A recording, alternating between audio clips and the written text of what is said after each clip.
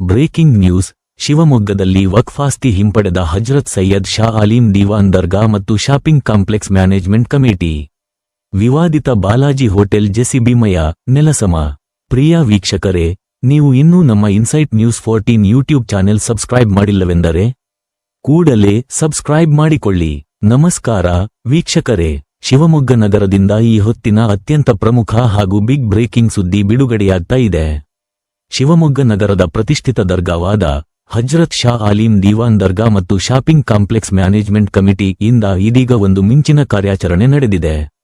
ಹೌದು, ದರ್ಗಾ ಕಮಿಟಿಯು ತನ್ನ ವಕ್ಫಾಸ್ತಿಯನ್ನು ಮರಳಿ ಹಿಂಪಡೆಯಲು ದಿಢೀರ್ ಕಾರ್ಯಾಚರಣೆಗೆ ಇಳಿದಿದ್ದು, ನಗರದ ಹೃದಯ ಭಾಗದಲ್ಲಿದ್ದ ವಿವಾದಿತ ಬಾಲಾಜಿ ಹೋಟೆಲ್ ಅನ್ನು ಸಂಪೂರ್ಣವಾಗಿ ನೆಲಸಮಗೊಳಿಸಲಾಗಿದೆ.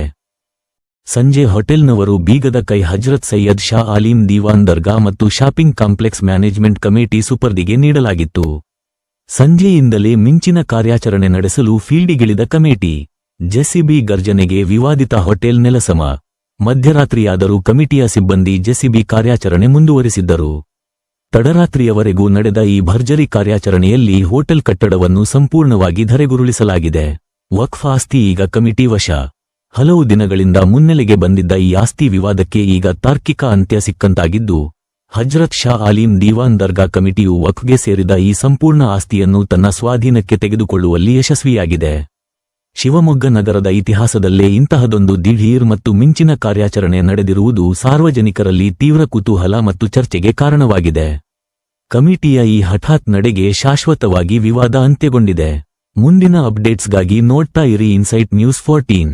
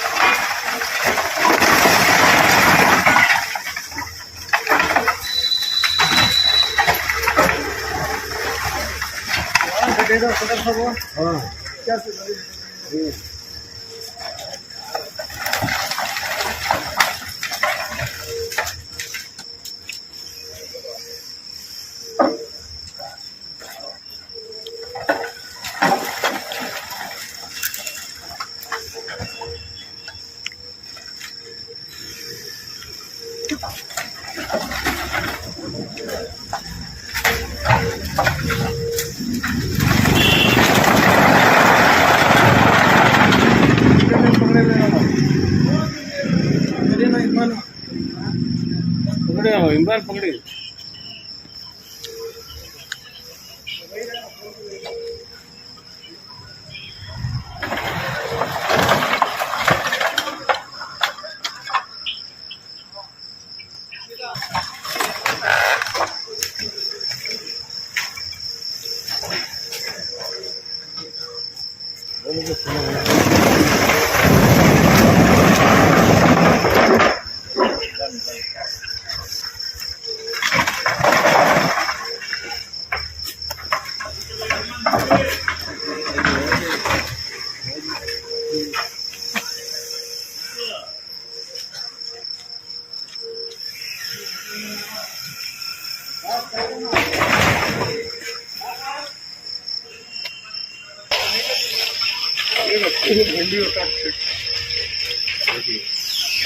शिवागिरी स्वस्त है ना, बोले ना अच्छा बोले वो तो उठाना था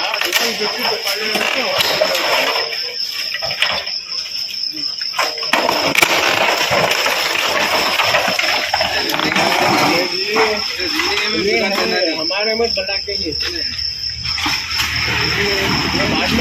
बाद में